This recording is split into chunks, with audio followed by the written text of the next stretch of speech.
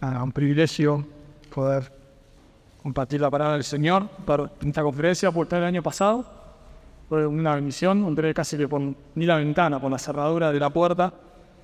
Pero bueno, fue un privilegio para mí, la verdad que fue un hermoso tiempo, conocí hermanos preciosos que muchos de ellos les vuelvo a ver, así que muy lindo también, bueno, compartir la experiencia con Miguel. Miguel es uno de mis pastores, yo soy comendado de la iglesia de Canapachay, así que Miguel es uno de mis pastores. Un ejemplo para mí, recordaba cuando yo llegué a Canapachay, cuando él ya era, creo que fue poco tiempo, fue el profe de mi seminario, del seminario, ¿te acordás? Teología propia, y él empezó a, bueno, fue uno de los personas que también empezó a enseñar la Biblia.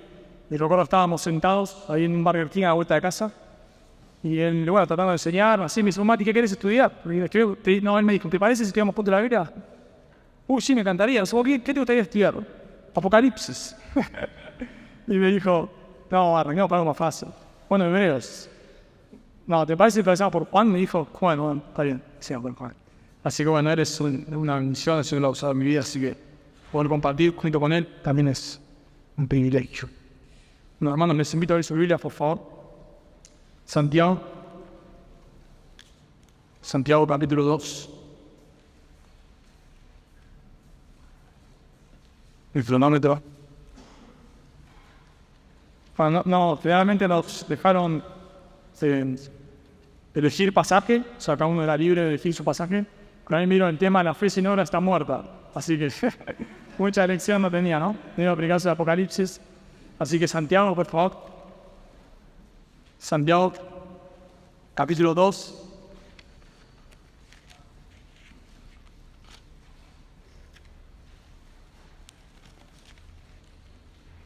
Santiago, capítulo 2. Vamos a estar estudiando el versículo 14 al versículo 26. Santiago, capítulo 2, 14 al 26. Oramos primero y luego leemos. Señor, vamos. Gracias por poder tratar de abrir tu palabra, estar expuestos a ella. No lo merecemos, Señor. Parte de tu gracia, tú nos pones bajo hermanos fieles, Señor, que nos enseñan. Estamos agradecidos, es un bálsamo para nuestra alma. Queremos, por favor, Dios, rogarte en este momento que podamos temblar ante tu palabra. Señor, tú buscas, tú miras al cielo, Dios, aquellos que tiemblan. Queremos hacer eso, Señor. Temblar, no endurecer nuestros corazones, ser hacedores, no oidores olvidadizos. Creemos en el poder de tu palabra, creemos que tú salvas a los perdidos por medio de la predicación del Evangelio. Tú santificas a tu iglesia, por eso la predicamos. Señor, confiamos plenamente en el poder de tu palabra y te pedimos, Dios, por favor, habla. Pastoreanos, Dios, con tu palabra, te necesitamos. Lo pedimos en el nombre de Jesús. Amén. Dice la palabra de Dios. Hermanos míos, ¿de qué aprovechará si alguno dice que tiene fe y no tiene obras? ¿Podrá la fe salvarle?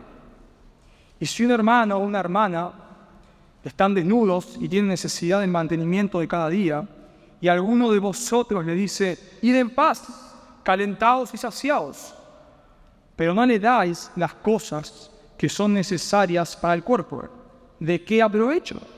Así también la fe, si no tiene obras, es muerta en sí misma. Pero alguno dirá, tú tienes fe y yo tengo obras, muéstrame tu fe sin tus obras, y yo te mostraré mi fe por mis obras. ¿Tú crees que Dios es uno? Bien haces. También los demonios creen y tiemblan. Mas ¿quieres saber, hombre vano, que la fe sin obras es muerta? ¿No fue justificado por las obras Abraham nuestro padre cuando ofreció a Isaac sobre el altar? ¿No ves que la fe actuó juntamente con sus obras y que la fe se perfeccionó por las obras? Y se cumplió la escritura que dice, Abraham creyó a Dios y le fue contado por justicia y fue llamado amigo de Dios. ¿Vosotros veis, pues, que el hombre es justificado por las obras y no solamente por la fe? Así también Rahab la ramera no es justificada por las obras cuando recibió a los mensajeros y los envió por otro camino. Porque como el cuerpo sin espíritu está muerto, así también la fe sin obras está muerta. Chao. Me imagino que muchos de ustedes quizás han predicado, han escuchado, quizás así le han predicado el Evangelio. La frase, bueno, ¿querés ser salvo? ¿Querés ser salvo? Bueno, por favor, repetí esta oración conmigo. Señor, soy un pecador, te pido perdón, te recibo en mi corazón, te pido que entres en mi corazón. Quizás alguno de ustedes ha escuchado o ha estado o aún quizás lo ha enseñado. Bueno, ¿vos querés ser salvo? Por favor, levanta tu mano. ¿Querés ser salvo? Por favor, pasá aquí al frente. Y bueno, ha surgido todo un movimiento del cual nos hemos visto afectados. Todo este movimiento no sabemos cuándo comenzó. Algunos se lo atribuyen a Charles Fiennes, otros a Moody, otros a Sunadi, Billy Sunadi, bueno, etc.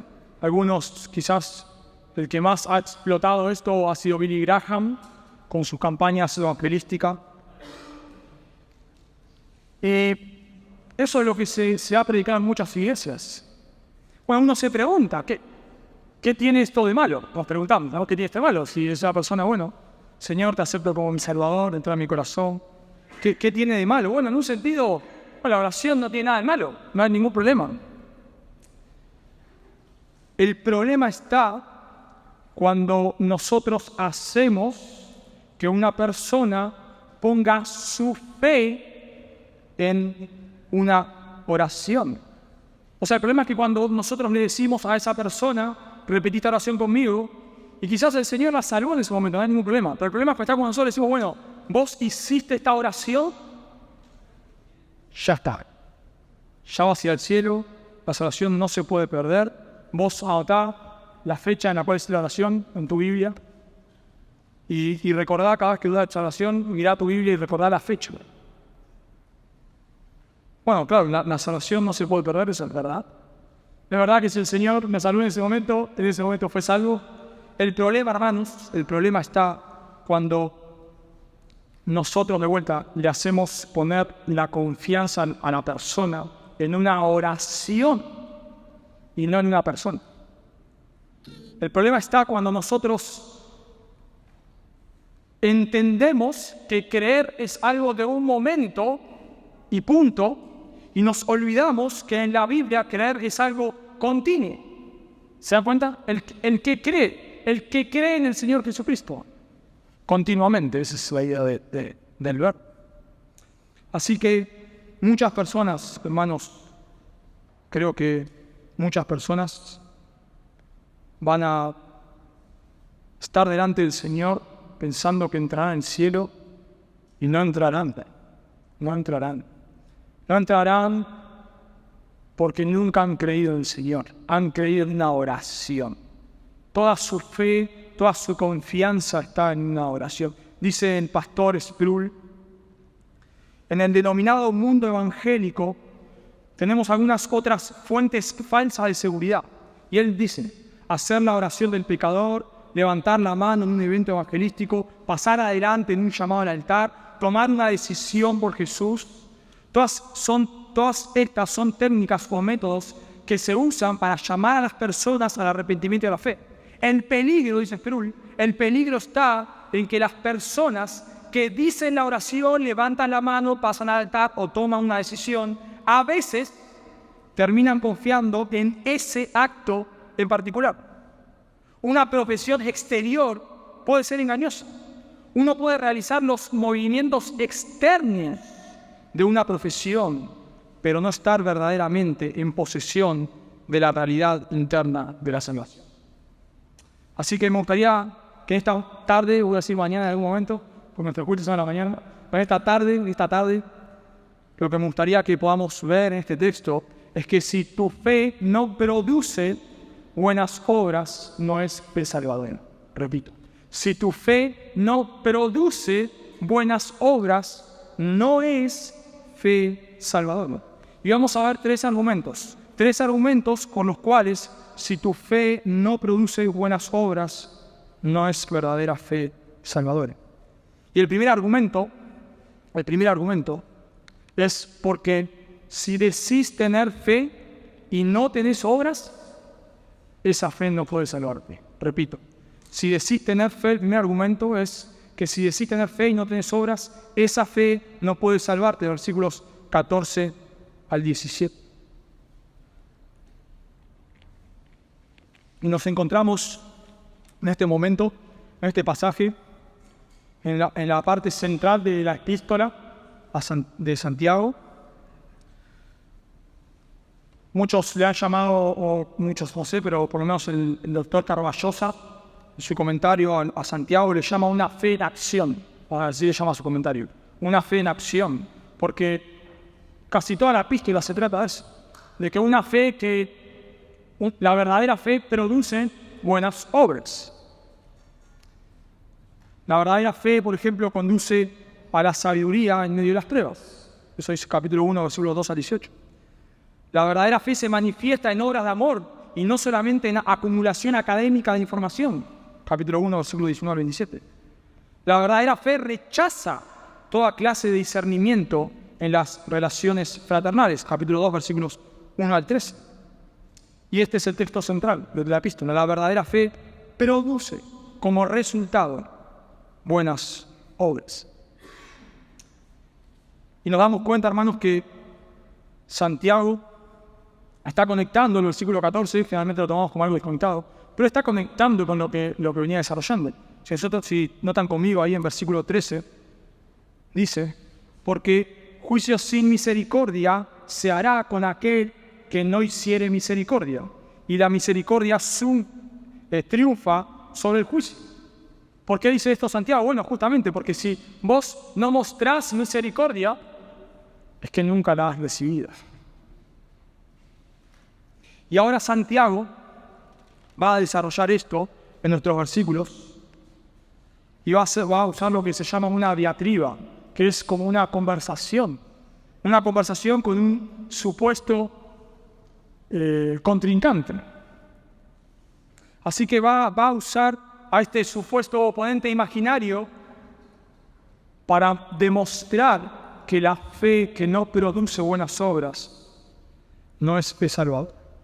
Y hace una pregunta ahí Santiago en el versículo 14. Dice, hermanos míos, ¿de qué aprovechará si alguno dice que tiene fe y no tiene obras? ¿Podrá la fe salvarle? O sea, en nuestro contexto, hermanos, esta es la persona que hizo la oración del pecador. Esta persona, este contrincante, esta persona es la persona que entiende el Evangelio, que entiende que Jesús es Dios, que entiende que Él ha venido a este mundo a morir en la cruz por nuestros pecados, que entiende que al tercer día resucitó. Él entiende esta cosa. Pero no se congrega, no tiene comunión con otros creyentes, no lee la Biblia, no ora, está esclavizado al pecado. Su vida no ha cambiado. Lo único que cambió en su vida es que él ahora tiene información que antes no tenía.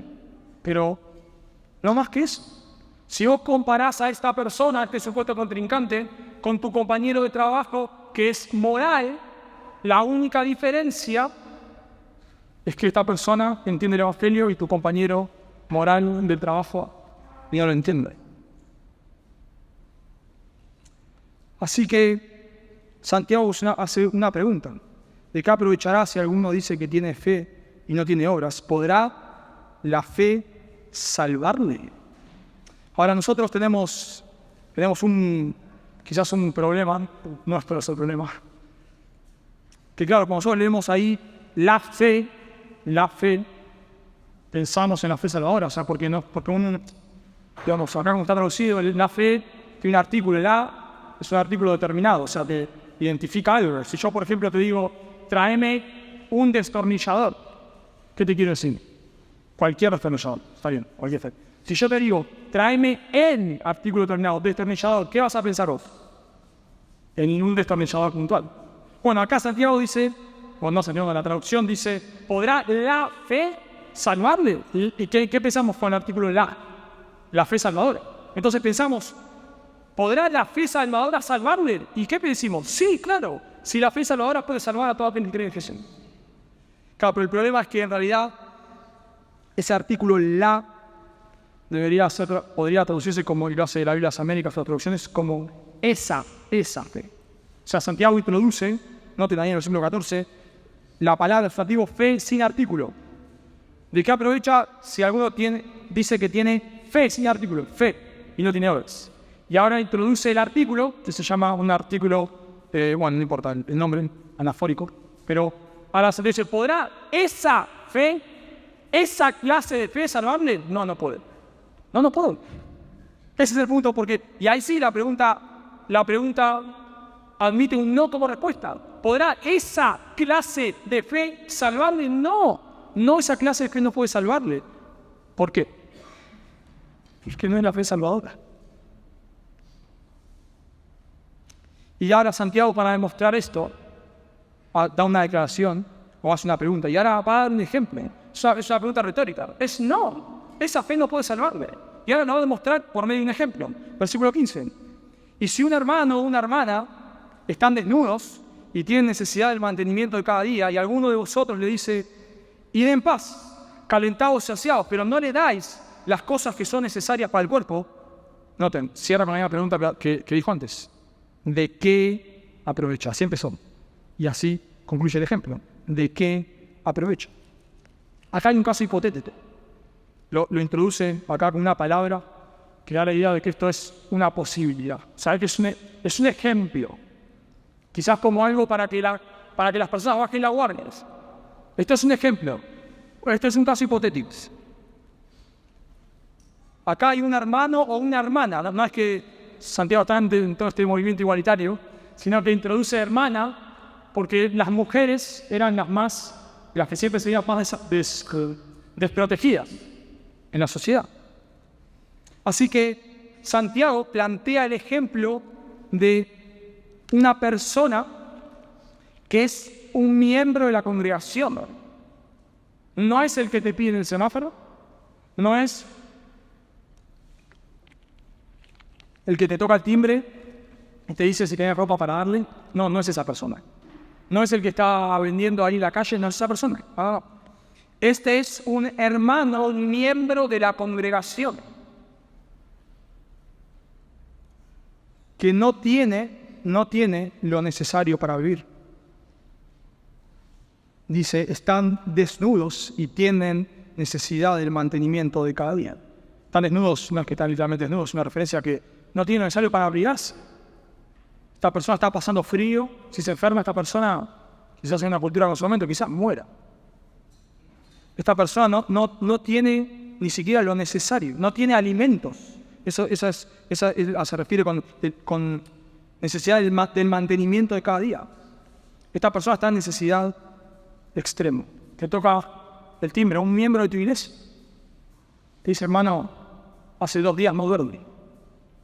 Me robaron todo, me quedé sin trabajo, me echaron de mi casa, estoy durmiendo ahí bajo un puente y, bueno, no hace falta que ilustre el frío que hacen en estos lugares.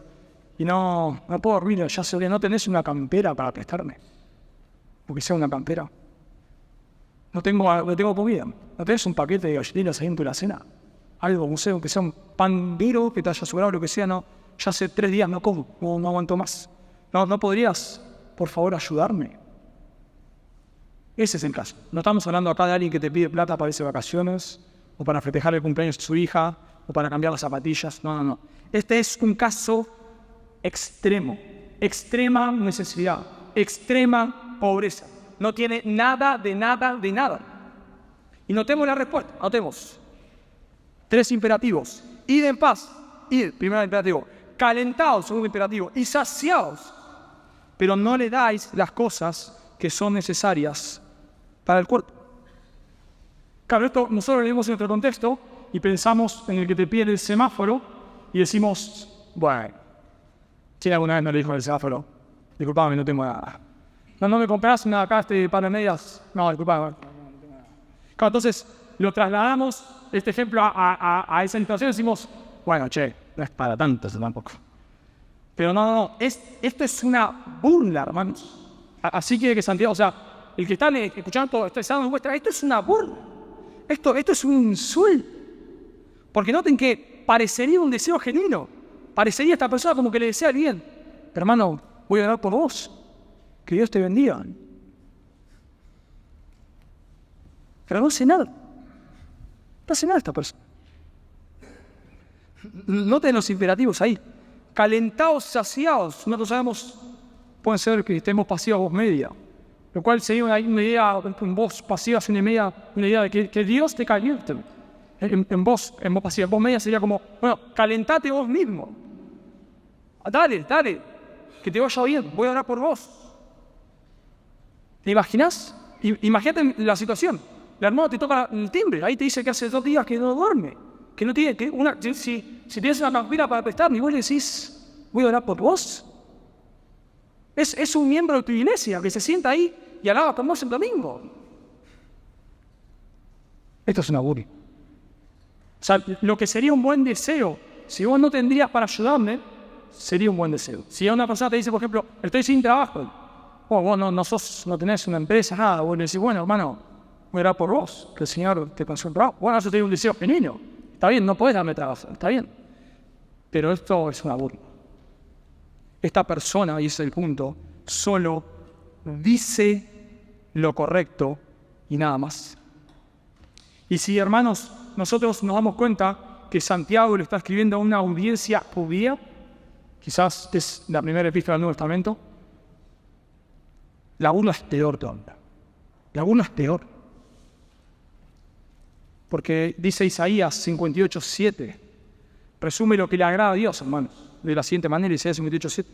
No es que partas tu pan con el hambriento y a los pobres errantes albergues en casa, que cuando veas al desnudo lo cubras y no te escondas de tu hermano.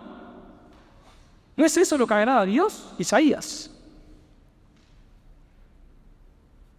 Ezequiel 18:5 dice, y el hombre que fuere justo e hiciere según el derecho y la justicia, que no comiere sobre los montes, ni alzare sus ojos a los ídolos de la casa de Israel, ni violare la mujer de su prójimo, ni llegare a la mujer menstruosa, ni oprimiere a ninguno, que al deudor devolviere su prenda, que no cometiere robo, pecados terribles. Y agrega acá junto con esto, que diere su pan al hambriento y cubriere al desnudo con vestido. Un judío conocía esto. Así que, hermanos, acá estamos frente a una burla. Y lo peor de todo, es que con su declaración, id en paz, calentados y saciados, con su declaración, esta persona reconoce que el hermano está en necesidad. Lo reconoce. Es una persona que dice, bueno, en realidad no sé si ayudar, no sé si está en necesidad. No lo reconoce, claro que sí, pero no hace nada. Pregunta Pablo, Santiago, ¿de qué aprovecha? Respuesta obvia, de nada. No aprovecha absolutamente de nada. Y ahora Santiago, luego de la ilustración, dice lo obvio, hermanos, lo obvio. Así también, de la misma manera, el ejemplo era para mostrarles el punto. Así también, la fe, si no tiene obras, es muerta en sí misma. O sea, de la misma manera que una persona que le dice a otro, le da un buen deseo, que Dios te bendiga.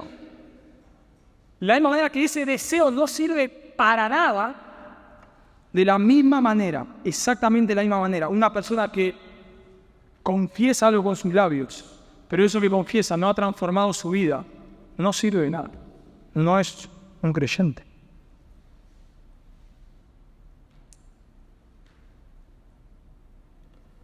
Santiago usa la palabra fe 16 veces en su epístola y nos damos cuenta que cuando está hablando de la fe que no salva, le agrega, como dice otro texto, así también la fe si no tiene obras. Tiene que aclarar. O sea, no estamos hablando de la fe salvadora. Estamos hablando si una persona tiene la fe genuina salvadora, pero no tiene obras. No. Esta es una fe falsa. Y por eso tiene claro, cuando nosotros vemos en capítulo 2, si ustedes notan ahí un poquito más arriba, versículo 1 dice: hermanos míos, que vuestra fe en nuestro glorioso Señor Jesucristo sea sin acepción de personas. No dice que vuestra fe que produce buenas obras, no dice. Porque no es necesario. La fe produce buenas obras por sí misma. Pero cuando está hablando, no hay dos tipos de fe. Está la fe verdadera, la fe genuina, que como resultado, y entiendo que es lo que va a predicar nuestro hermano Ricardo, como resultado produce buenas obras. Esa es la fe salvadora. Como resultado produce buenas obras. Pero la fe que no produce buenas obras no es fe salvadora. Bueno, el pasaje que va a predicar Ricardo, ¿no? Luego hablar, recitó ya nuestro hermano, que habló de que somos salvos por gracia, por supuesto, y el versículo dice para buenas obras. O sea, no es por obras, para que nadie se lo olvide, pero sí para buenas obras. Habló también Ricardo de esto. Primera Tesalonicenses 1:3 dice: acordándonos sin cesar delante de Dios y Padre nuestro de la obra de vuestra fe. La obra de vuestra fe, la fe que obra. Esto no es un concepto nuevo. Es lo que se dice por toda la Biblia. No es, de ninguna manera es fe más obras. De ninguna manera eso sería herejía. Es fe que produce como consecuencia buenas obras. Así que vemos tres argumentos por los cuales, si tu fe no produce buenas obras, no tenés la verdadera fe salvadora. La primera evidencia es que si decís tener fe y no tenés obras, esa fe no puede salvarte. Esa fe, porque no es la fe verdadera. Esa fe no puede salvarte.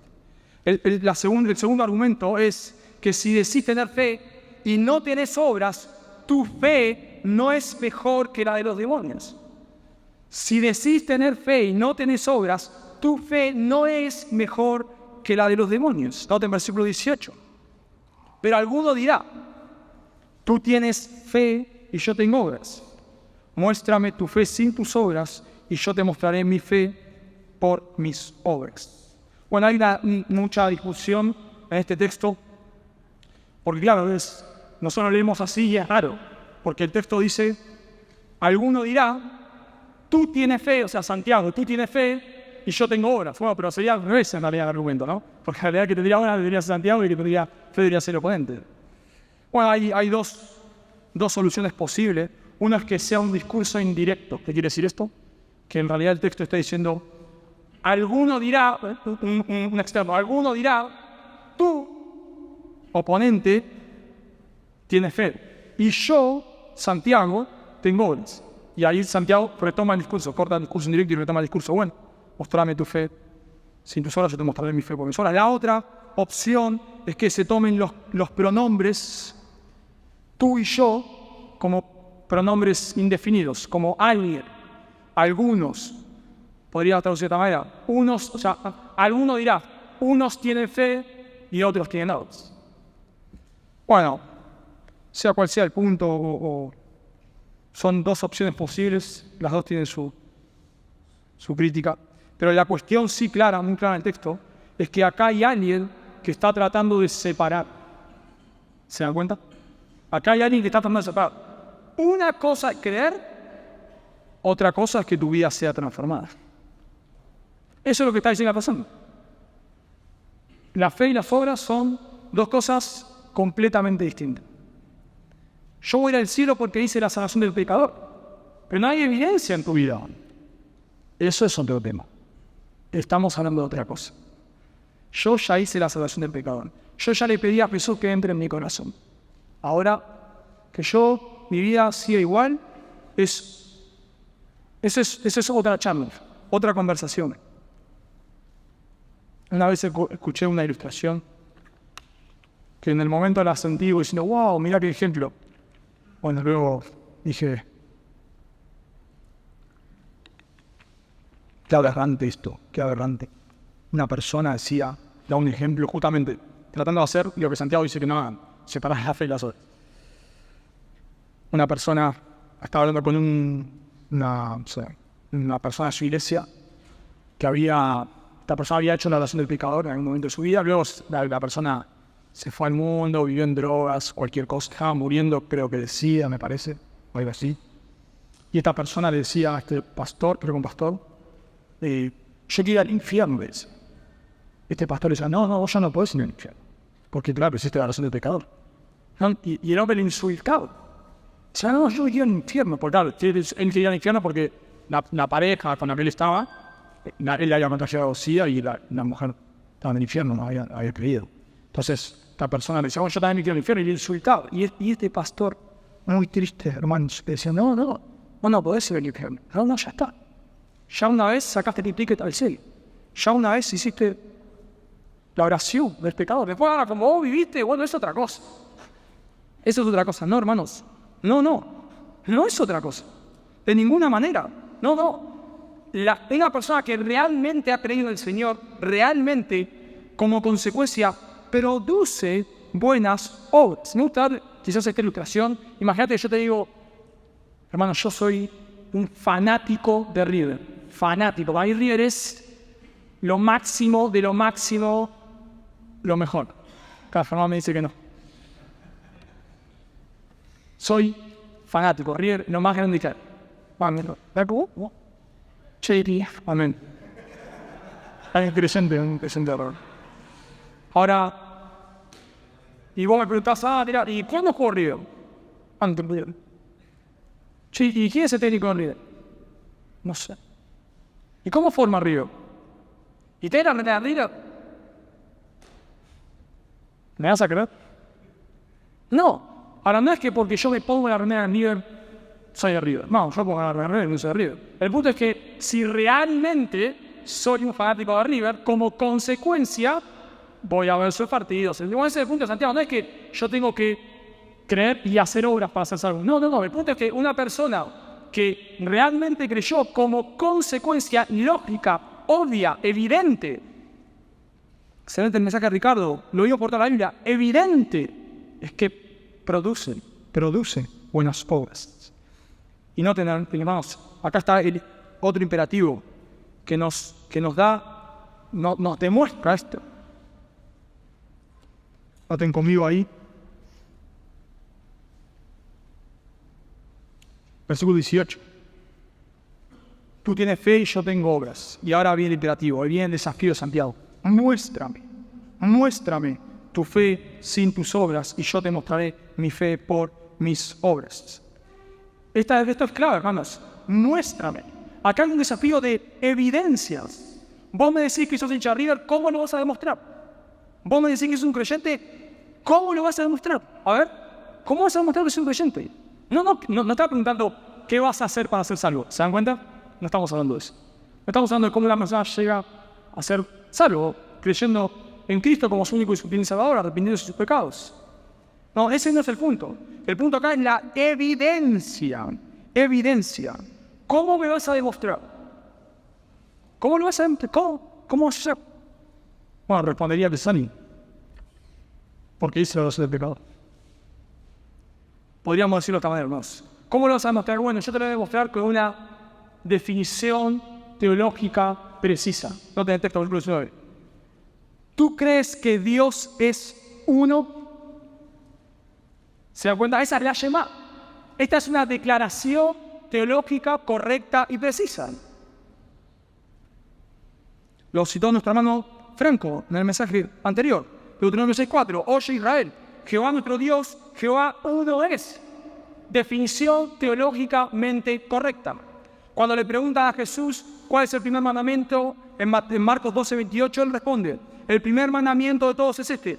Oye Israel, el Señor nuestro Dios, el Señor uno es. Tu declaración es teológicamente correcta. ¿Por qué decir que es un creyente? Porque un día yo creí en Jesús, que es Dios hecho hombre, que vino a esta tierra, que vivió la vida que no podemos vivir, murió la muerte que nosotros merecemos vivir, recibió la ira que nosotros merecemos y resucitó al tercer día para que todo aquel que se arrepiente de sus pecados y crea en él tenga vida eterna. 10. Muy bien. Tu definición es teológicamente correcta. Responde Santiago. Bien haces. Eso es correcto. Pero noten, Santiago no es una vulgata. También los demonios. También los demonios creen y tiemblan. ¿Vos querés demostrar que realmente el Señor te ha salvado a través de una declaración correcta solamente? O sea, esa es toda tu evidencia. Toda tu evidencia es lo que vos decís. O sea, vos decís que crees en el Señor, tu vida es exactamente igual a la de cualquier inconverso. Exactamente igual. La única diferencia es lo que vos decís. ¿Eso es todo? No, tu fe no es mejor que la de los demonios. Mateo 8:29. Y clamaron los demonios diciendo: ¿qué tienes con nosotros, Jesús, Hijo de Dios? ¿Has venido acá para atormentarnos antes de tiempo? Marcos 1:24. ¿Qué tienes con nosotros, Jesús Nazareno? ¿Has venido para destruirnos? Sé quién eres. Definición teológica: el Santo de Dios. Hechos 16:17. Una muchacha endemoniada, siguiendo a Pablo y a nosotros, daba voces diciendo: estos hombres son siervos del Dios Altísimo. Declaración teológica correcta. Quienes os anuncian el camino de salvación. Definición teológicamente precisa. Pero son demonios que van a terminar en el infierno, según Apocalipsis 20. Y Pablo le agrega, Santiago le agrega: y tiemblan. Dice el comentarista Douglas Moo que Santiago quiso establecer un contraste entre los demonios y la gente que tiene fe sin obras. Los demonios, dice Santiago, al menos reaccionan. Podría estar diciendo que si los demonios que saben algo sobre el Dios verdadero y aunque no tienen la fe genuina que transforma, tiemblan ante la idea del juicio, con más razón deberían temblar aquellos cuya profesión verbal no va seguida de acción. Dice otro comentarista: los que creen y no tienen temor de Dios son peores que los demonios. Mas los que creen y tienen temor de Dios, pero no practican con obras lo que creen, son semejantes a los demonios. De vuelta, hermanos, esto no está hablando de que vos tenés que creer y además agregarle buenas obras. No. Lo que Santiago está diciendo es que si vos crees realmente en Cristo, eso inevitablemente va a transformar tu vida. Que una persona diga declaraciones correctas no le salva. Mateo 7:21. No todo el que me dice declaración teológicamente precisa: Señor, Señor, entrará en el reino de los cielos, sino el que hace la voluntad de mi Padre que está en los cielos. Muchos me dirán en aquel día, declaración teológicamente correcta: Señor, Señor, no profetizamos en tu nombre, y en tu nombre echamos fuera demonios, y en tu nombre hicimos muchos milagros. Y entonces les declararé: nunca os conocí, apartados de mí, hacedores. Noten, hacedores de maldad. ¿Qué está diciendo Jesús acá? Justamente, una persona que dice creer, aún hermanos, pensando en las obras, aún que hace obras religiosas. No, Jesús no le dice que no entran porque solamente se echaron fuera demonios y hicieron milagros, pues nunca sanaron a nadie, le faltó eso. No. Jesús dice que no entran porque son hacedores de maldad. O sea, esas personas no fueron transformadas por el Evangelio, no han creído en el Señor. ¿Cuál es la evidencia de que no creyeron en el Señor? ¿Cuál es la evidencia? La evidencia es que son hacedores de maldad. Aunque vayan a la iglesia, aunque quizás lean sus Biblias en sus casas, estas personas son hacedores de maldad. No, una persona no se salva por tener fe en Cristo más, leer la Biblia más, ir a la iglesia más. No. Solamente por la fe en Cristo. Pero una persona que realmente tiene fe en Cristo, su vida va a ser transformada. Ahora, por supuesto, hermanos, acá es importante hacer una aclaración. El orden de los factores altera el producto. ¿Qué quiere decir? Una persona que uno lo ve, quizás con una vida similar a un creyente, vamos a decir externamente, pero no ha creído en Cristo, no va a ir al cielo, seguro. Claro que sí. Claro que no. De una manera, porque tenés que creer en Cristo. Ahora, una persona que dice que creyó en Cristo, pero ese mensaje no afectó su vida tampoco, porque la fe produce buenas obras. Gruden en su teología sistemática habla de fe como depositar tu confianza. Porque claro, cuando vos no está muy como manoseado el concepto fe, muy distorsionado. Entonces él habla ahí en su teología de poner tu confianza. Claro, si vos pones tu confianza en algo, ¿qué vas a hacer? Vas a actuar conforme eso. Vas al médico y confías en el médico y te dice, tomate esto que vas a mejorar. Si vos confías en el médico, ¿qué haces? Y lo tomás. Claro que sí, por supuesto. Así que, hermanos, esto es muy triste. Muchas personas en el día del juicio van a tratar de esconderse detrás de su conocimiento teológico,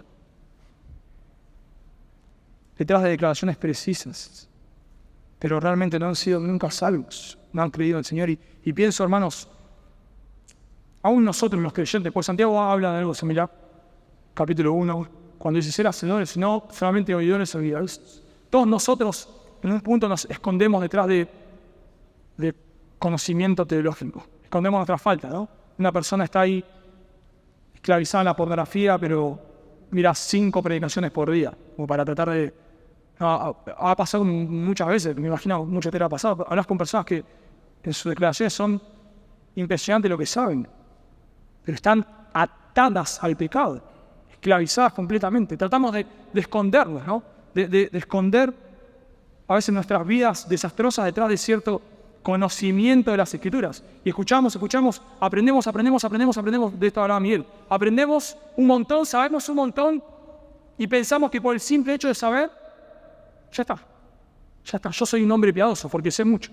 No, la Biblia dice, no, claro que hay que saber, pero sos un hombre piadoso si vos lo que sabés, lo vivís. No importa cuánto vos sepas, si vos no lo estás practicando. Y esto, el texto de Santiago, es algo extremo. ¿Por qué es algo extremo? Porque claro, un creyente, nosotros a veces hacemos eso, pero somos creyentes, igual vamos al cielo, porque Cristo pagó por nuestros pecados. Pero este ya es un caso extremo. Es alguien, hermanos, que un día abre los ojos en mi piano. Esto es muy triste. Esto es alguien que está convencido por una profesión que va a ir al cielo, y un día abre sus ojos en el infierno. Así que vemos tres argumentos por los cuales, si tu fe no produce buenas obras, no tenés la verdadera fe salvadora. El primer argumento es que si decís tener fe y no tenés obras, esa fe no puede salvarte. Versículo 14 al 17. El segundo argumento es que si decís tener fe y no tenés obras, tu fe no es mejor que la de los demonios. Versículos 18 y 19. Y el tercer y último argumento es que si decís tener fe y no tenés obras, no tenés la fe de los verdaderos creyentes. Si decís tener fe y no tenés obras, no tenés la fe de los verdaderos creyentes. Noten conmigo versículo 20. Hay un desafío. ¿Mas quieres saber, hombre vano, que la fe sin obras es muerte? O sea, nos imaginamos acá. Esto es un oponente imaginario. Así que Santiago está discutiendo con este oponente imaginario y nos imaginamos a este oponente casi que sin argumentos, pero frunciendo el ceño, ¿no? Como enojado. Es como si Santiago lo está dejando sin armas, pero aún así ve su cara. No le está gustando lo que Santiago está diciendo. Así que Santiago lo desafía. ¿Quieres saber, hombre vano, que la fe sin obras es muerte? Hombre vano, alguien intelectualmente y moralmente corrompido. ¿Querés que te lo demuestre? ¿Esto no nos bastó? ¿Estos argumentos lógicos no nos bastó? Bueno, vamos a ver la Biblia. Vamos a desenrollarla, ¿no? En ese momento. Versículo 21. Acá trae un ejemplo bíblico. No fue justificado por las obras Abraham, nuestro padre, cuando ofreció a Isaac sobre el altar. Ahora esto nos da un cachetazo en la cara, ¿no? Porque decimos, ¿qué? Pero si Santiago dice, Pablo dijo que Abraham fue justificado por la fe. Bueno, se arma muchísimo debate sobre todo esto, si quién escribió primero, si Santiago, Pablo, si uno contradice al otro, si uno corrigió al otro, etcétera, etcétera, etcétera. Pero creo que no hace falta entrar en toda esa discusión, sino hay que entender la palabra justificado. Claro, nosotros casi siempre leemos la palabra justificado y pensamos, cuando vemos el verbo, pensamos en ser declarado justo, lo cual es correcto, porque en muchas circunstancias la palabra se utiliza como ser declarado justo, pero tiene otros significados una palabra, esta palabra específicamente. Y la palabra justificar puede ser, como en mucho contexto, ser declarado justo, o puede ser evidenciar algo, mostrar algo. Así la utiliza, por ejemplo, Lucas.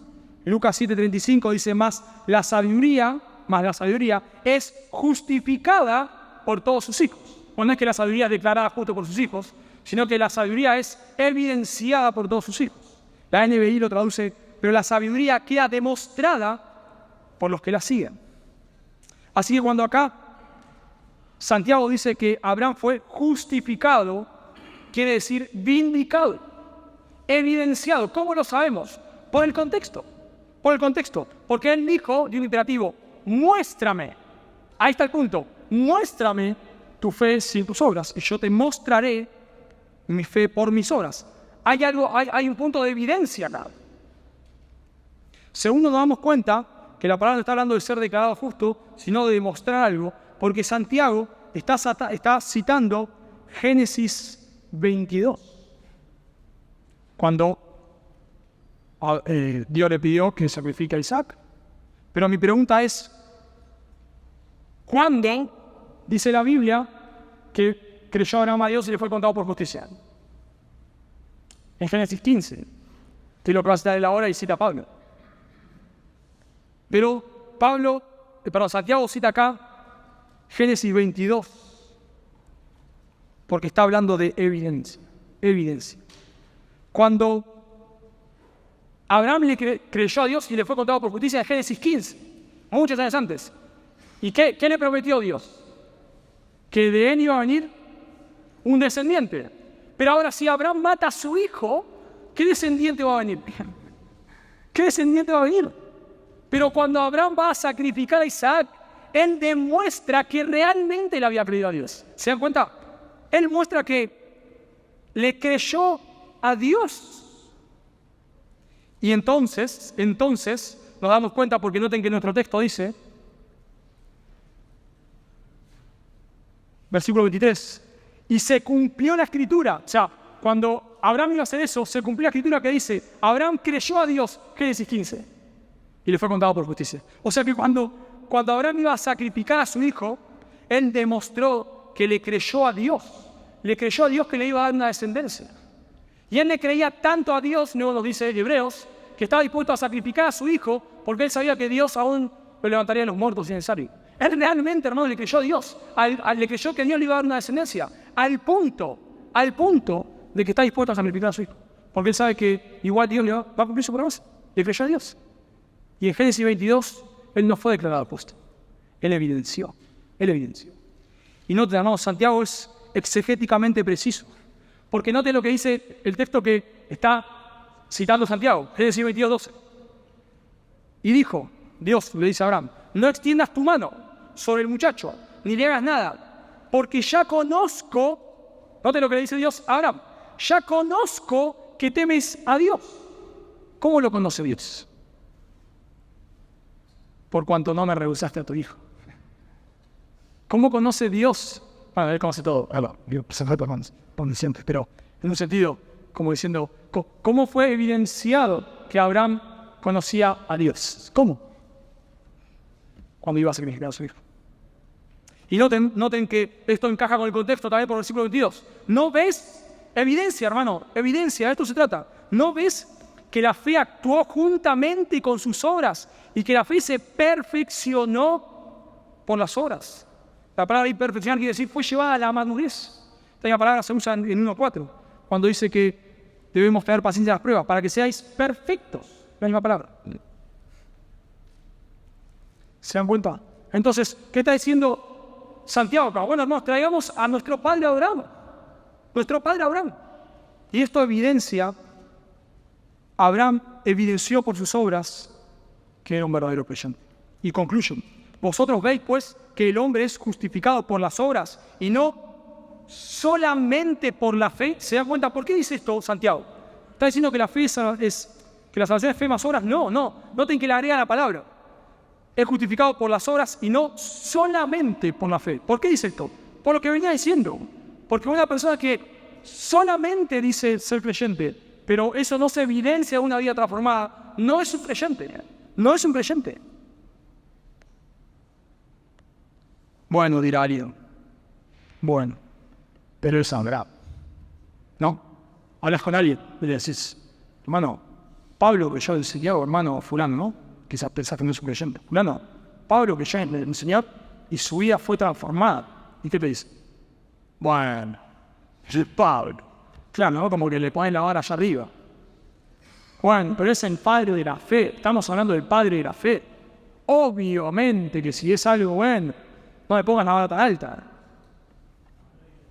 Bueno, vamos a otro ejemplo entonces de Santiago. Vamos a otro ejemplo. Versículo 25. Asimismo también Rahab, la ramera, no fue justificada por obras cuando recibió a los mensajeros y los envió por otro camino.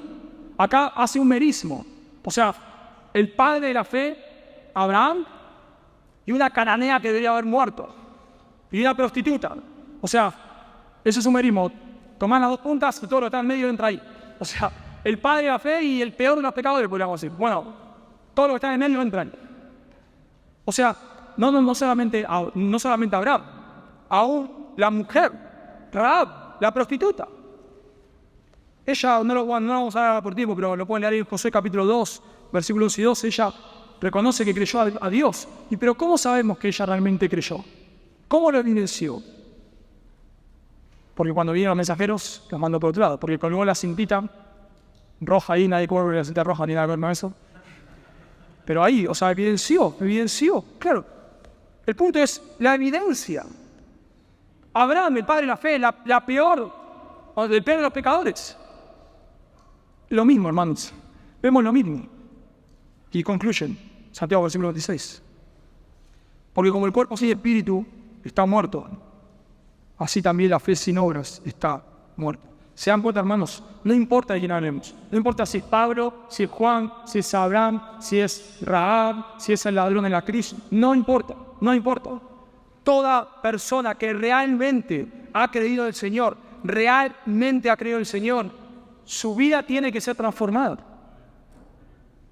Y si lo queremos enfocar desde un punto teológico, esto es porque nosotros en la salvación no podemos separar. Bueno, una cosa es ser justificado, otra es ser santificado y otra es ser glorificado. No, sabemos, todos lo sabrán acá, Romanos capítulo 8, cuando empieza a usar la cadena de verbos, a los que llamó, justificó, y sabemos que usa verbos aoristos, lo cual nos da la idea de algo ya consumado, completo, listo, definitivo, y arranca con los que conoció y termina con los que glorificó, porque es un eslabón que no se puede romper. No podemos separar, bueno, yo fui justificado, pero la santificación de otro tema. Esa materia la tengo en marzo. A un momento de rendir. No lo podemos separar. Y esto, hermanos, lo muestra toda la Biblia. Iba a estar en los textos, pero ya Ricardo me agarró el trabajo. Ya se tardó nada más. Él fue de Génesis Apocalipsis. Pero solo uno, déjenme solo uno. Romanos 1:5. Y por quien recibimos la gracia y el apostolado para la obediencia a la fe. Para la obediencia. Pablo dice exactamente lo mismo. Ricardo, ahora entiendo que me va a pasar lo mismo a mí. No sé qué vas a predicar, Ricardo, pero imagino que por menos especies lo vas a nombrar. La verdad, la fe que salva no produce buenas obras. Así que, si vos estás acá, yo quiero preguntarte, ¿hay evidencia en tu vida? ¿Hay evidencia de salvación? Esto es lo que por eso nosotros hablamos mucho de que la salvación es arrepentimiento y fe. Y son las dos caras de la misma moneda, no lo podemos separar. Arrepentimiento es que vos estás aborreciendo tu pecado. Y al mismo tiempo que estás aborreciendo tu pecado, te estás volviendo al Salvador, creyendo en Jesús, el Dios hecho hombre que estaba muriendo en tu lugar. Y no lo podemos separar. Si vos solamente aborreces tu pecado, no sos mejor que Judas. Si vos solamente decís creer, no sos mejor que los demonios. No lo podemos separar. Entonces, mi pregunta es, ¿hay evidencia de gracia en tu vida? ¿Está tu vida siendo transformada? Todos luchamos por el pecado, hermanos. Todos, claro que sí. Ya no sabe y seguimos pecando de maneras impresionantes. Y todos estamos en un proceso de santificación. Pero mi pregunta es si hay evidencia. ¿Hay evidencia? ¿O tu evidencia solamente es lo que decís? Desde que vos conociste al Señor, supuestamente sí conoces al Señor, hasta ahora, ¿tu vida ha sido transformada? o la única diferencia es que venís a la iglesia? ¿Amás a Dios? ¿Amás a los creyentes? ¿Querés crecer en santidad aunque muchas veces no lo hacemos? ¿Querés vivir para el Señor aunque muchas veces no lo hacemos? ¿Tu vida cambió rotundamente? ¿O la única diferencia es que los domingos en vez de la cancha vas a la iglesia? Y si vos estás acá, sabes que no sos un creyente, ya lo sabes. Lo que tenés que hacer es arrepentirte de tus pecados. Eso no tenés que decir, bueno, yo tengo que hacer una lista de obras. No, arrepentir de los pecados. Arrepentir de tus pecados al mismo tiempo que Jesús es Dios hecho hombre, que estaba muriendo en tu lugar. Rogarle que te salve. La fe viene de Dios. Pedirle a Dios que te dé fe, pedirle que te dé arrepentimiento, lo cual también viene de Dios. Rogarle que te salve. Pero no confíes en tus obras. No confíes en tus obras.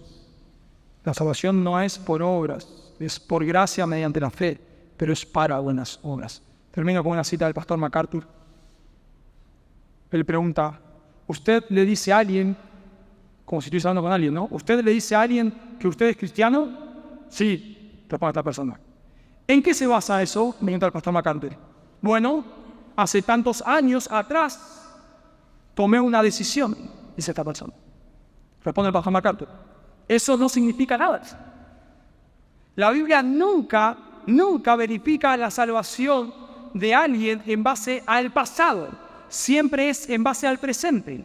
Y si usted no tiene la prueba evidente de la salvación real en su vida ahora, hay una posibilidad muy real de que usted no sea cristiano en absoluto, sin importar lo que sucedió en el pasado. Entonces, examínese a usted mismo para ver si usted está en la fe. Pruébese a sí mismo. Oramos.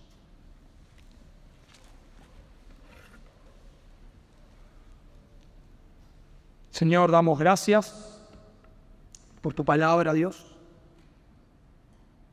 Queremos pedirte, por favor, que no seamos seguidores olvidadizos, sino hacedores de tu palabra. Señor, ruego porque si aquí en medio nuestro hay alguien que está engañado, Señor, que no está confiando en tu Hijo, solamente en tu Hijo para salvación, sino está confiando en la declaración. Por favor, Dios, que tú le des fe, tú le des arrepentimiento, tú le salves, tú tengas misericordia.